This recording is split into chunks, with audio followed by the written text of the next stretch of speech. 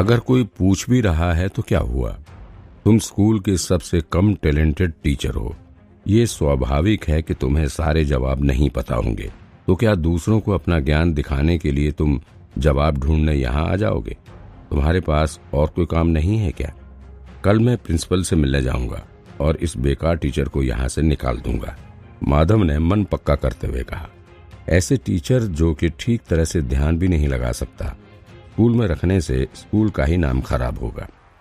विपिन को नहीं पता था कि माधव से 2 ही मुलाकात के बाद उसका नाम माधव की ब्लैक लिस्ट में आ जाएगा।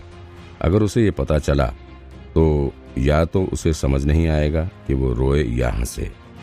उसने तो सिर्फ एक बहाना बनाया था, सच में तो उसने लेवल 4 पूरा भी कर लिया था, और इतना आगे आकर वो विधि ना होने की वजह से रुक तो नहीं सकता था ना। उसने जल्दी ही तकनीक लेवल 5 की लाइन ढूंढ ली। स्कूल का सबसे मशहूर और ताकतवर टीचर भी लड़ाकू लेवल 5 का ही था। लेवल 6 में पहुंचते ही वे श्रेष्ठ बन जाते थे।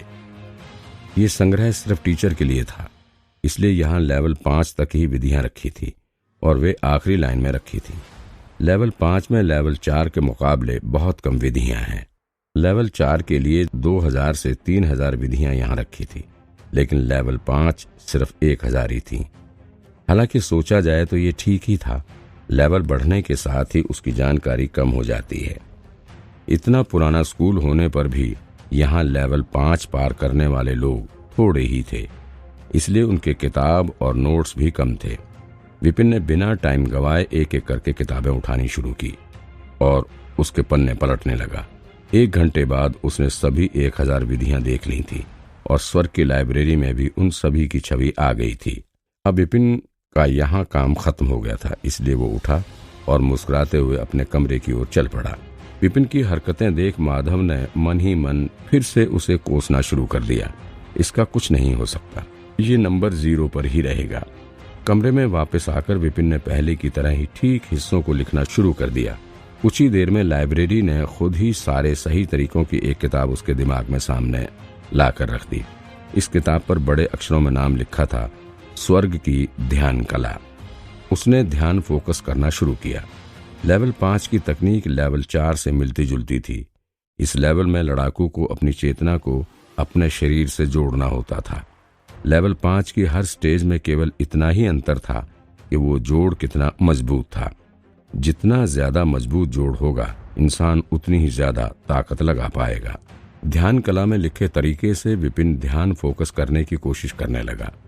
उसने अपनी सारी ऊर्जा को कंट्रोल कर उसे धीरे धीरे अपने शरीर के साथ मिलाना शुरू किया। ये कला वाकई तकनीक बनाने के लिए ठीक थी।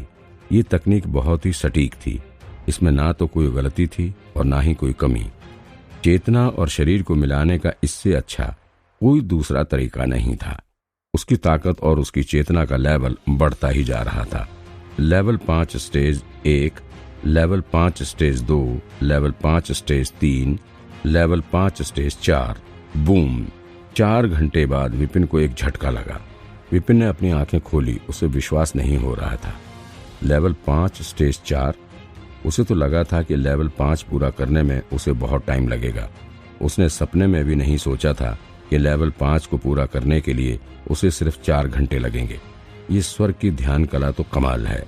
पुराने विपिन के लिए तो लेवल 5 पार कर लेना स्वर्ग जाने जितना मुश्किल था, लेकिन इस नए विपिन ने तो ये इतने कम टाइम में कर दिखाया।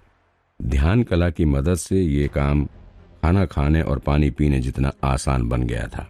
अभी तो आधी रात ही हुई थी, इतने कम टाइम में उसने लेवल 3 से लेवल 5 तक का सफर पूरा कर लिया। ये तो चमत्कार हो गया। और अगर उसे लेवल 6 की विधि पता चल जाए तो कितना अच्छा होगा। अगर किसी भी तरह ये पता चल जाता है कि कौन सी शारीरिक बिंदु से ध्यान शुरू करना है, तो शायद आज ही वो लेवल 6 की भी 1-2 स्टेज तो पूरी कर ही लेगा। लेवल 6 स्टेज 1 में शरीर के सारे बंद हुए बिंदुओं को खोलना होता था।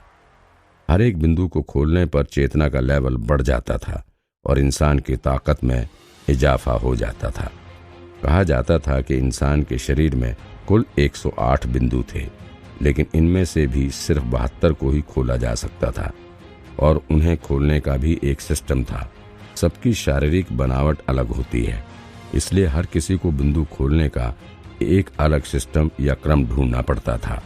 अगर कोई सही क्रम नहीं ढूंढ पाया तो वो सिर्फ 3 या 4 बिंदु ही खोल पाता था और उसके बाद पूरी जिंदगी वहीं फंसा रह जाता था। ये सब बिल्कुल किसी नदी से रेती साफ करने जैसा था। रेती को नदी से निकलने वाली जगह से लेकर धीरे धीरे नदी के सागर में मिल जाने वाली जगह तक साफ किया जा सकता था। अगर कोई बीच रास्ते में ही शुरू कर आगे और पीछे की ओर सफाई करे तो कुछ ही दूरी पर जाकर रेती इकट्ठी हो जाएगी और नदी का बहाव भी रुक जाएगा, जिससे ना तो नदी साफ हो पाएगी और ना ही किसी को पानी मिल पाएगा। उसी तरह बिंदुओं को भी खोला जा सकता था एक सही क्रम से। अगर किसी को सही क्रम ना मिले तो 1-2 बिंदु खुलने के बाद पूरी जिंदगी बंद बिंदुओं के साथ ही लड़ना पड़ता था। इसलिए ही सही क्रम जाने बिना विपिन रिस्क नहीं लेना चाहता था। वो आगे बढ़ने के लिए इतना भी उतावला नहीं था कि अपनी जिंदगी भर का रिस्क ले ले। वैसे भी एक रात में 2 लेवल पार कर लेना भी बहुत बड़ी बात थी। वो इतने में ही खुश था। जब तक बहुत जरूरी ना हो तब तक अपनी ताकत किसी के भी सामने जाहिर ना होने देना ही बेहतर है। उसने पिछले जन्म में बहुत सारी किताबें पढ़ी थी और कुछ टीवी शो भी देखे थे। वो जानता था कि ऐसा टैलेंट होना भी एक जुर्म करने जैसा ही है। सबकी नज़र में वो स्कूल का सबसे बेकार टीचर था। सबको पता था कि उसमें कोई टैलेंट नहीं था, फिर भी उसने किसी तरह एक ही रात में लेवल 5 के लड़ाकू की ताकत हासिल कर ली। अगर किसी को भनक भी लगी तो सभी उसके पीछे पड़ जाएंगे। ये सब जानने की कोशिश करेंगे कि विपिन क्या छुपा रहा था। इसलिए किसी को भी उसके लेवल 5 तक पहुंचने की भनक भी नहीं लगनी चाहिए। ये बात जितनी गुप्त रहेगी उतना ही विपिन के लिए अच्छा था। फिर भी एक बार तो अपनी ताकत देख ही लेनी चाहिए मुझे, ऐसा सोचकर विपिन एक बार फिर दीवार के पास पहुंच गया। जब लोगों को 1 टन की ताकत मिलती है तब उसके पास 5 टन की ताकत थी। अब जब वो लेवल 5 के टॉप पर है तो उसकी ताकत कितनी बढ़ गई होगी। उसने दीवार पर जोर से पंच मारा। धाड़! एक हल्की रोशनी हुई और दीवार पर अंक उभर आए। 8 टन। 8 टन? 8 टन? ये तो लेवल 6 से भी स्टेज 1 पार करने के बाद मिलती थी, जब इंसान के कम से कम 4 बिंदु खुल जाते थे। ये देखकर तो विपिन की आंखों में चमक आ गई। एक आम लेवल 5 का लड़ाकू के पास 4 टन की ताकत होती थी, लेकिन विपिन के पास 8 टन की शक्ति थी। इसका मतलब तो हुआ कि वो 4 बिंदु खोल चुके लेवल 6 के एक्सपर्ट जितना शक्तिशाली था। ये स्वर्ग की ध्यान कला, वाह! विपिन अपनी तरक्की से बहुत खुश था। इतनी मेहनत के बाद उसे भूख लग रही थी, इसलिए अब वो कुछ खाना खाना चाहता था और फिर सोना चाहता था। लेकिन अचानक उसे कोई आवाज सुनाई दी। विपिन हैरान था। इतनी रात को मेरे कमरे के आसपास कौन होगा? उसकी ट्रेनिंग की वजह से उसकी नजर और सुनने की शक्ति भी तेज हो गई थी। उसे किसी के आसपास होने की आहट साफ सुनाई दे रही थी। कोई उसके कमरे से थोड़ी दूरी पर ही झाड़ियों में छुपा हुआ था और उसे ऐसा भी लग रहा था कि वही इंसान उसके कमरे की ओर टक लगाए देख रहा था। लगता है कोई जानने की कोशिश कर रहा है कि कमरे में कोई है या नहीं। उसे अभी विपिन के पास ही खड़े होने का एहसास नहीं हुआ था। विपिन उस समय अपने कमरे में नहीं था। वो कमरे से थोड़ी ही दूर बनी ताकत पता करने वाली दीवार के पास खड़ा था। अपनी शक्ति गिनने के बाद विपिन सांस धीमी कर वहीं खड़ा था, इसलिए उस छुपे हुए इंसान को विपिन के होने की भनक नहीं थी। चलो पास चलकर देखूं तो आखिर इतनी रात को कौन मुझे परेशान करने आया है। विपिन को क्या पता था कि उसकी ट्रेनिंग के बाद ही उसे किसी से निपटना पड़ेगा। उसे शक था कि कहीं पुराने विपिन की वजह से तो कोई यहाँ नहीं आया था। वो याद करने लगा कि पुराने विपिन का किसी के साथ कोई झगड़ा तो नहीं था। हालांकि उसने कुछ खास हासिल तो नहीं किया था, लेकिन ऐसी भी कोई बात उसे याद नहीं आई जहां कोई रात को उससे मिलने आया हो। जो भी हो, मुझे सुनिश्चित करना होगा कि वो मुझे पहचान ना ले। वो उस इंसान से मिलने आगे बढ़ ही रहा था कि उसके दिमाग में एक ख्याल आया।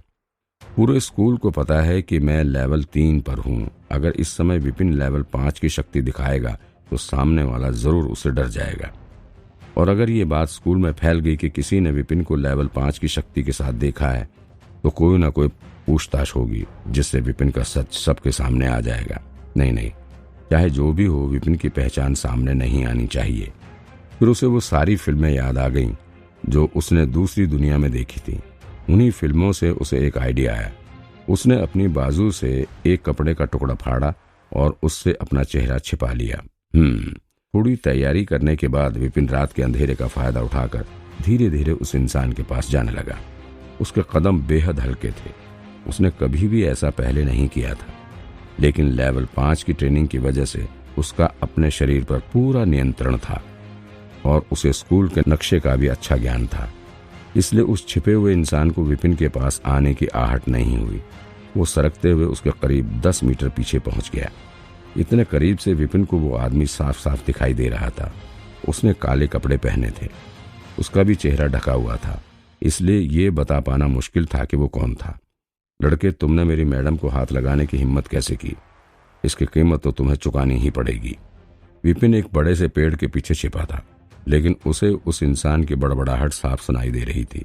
ये आवाज जानी पहचानी सी लग रही है। विपिन ने याद करने की कोशिश की। उसे भरोसा था कि उसने ये आवाज पहले भी कहीं सुनी थी, लेकिन वो याद नहीं कर पा रहा था कि उसने इसे कहाँ सुना था। विपिन अपने दिमाग पर जोर डालकर याद करने की कोशिश कर रहा था। ये आवाज पुराने विपिन की यादों में है या उसके चले जाने के बाद की। अचानक से वो इंसान उठा और उसके कमरे की ओर जाने लगा। चलते हुए उसने अपने कपड़ों में से कुछ निकाला। एक हल्की चमकती चीज। विपिन ने ध्यान से देखा, एक खंजर। उसने खंजर को निकाला।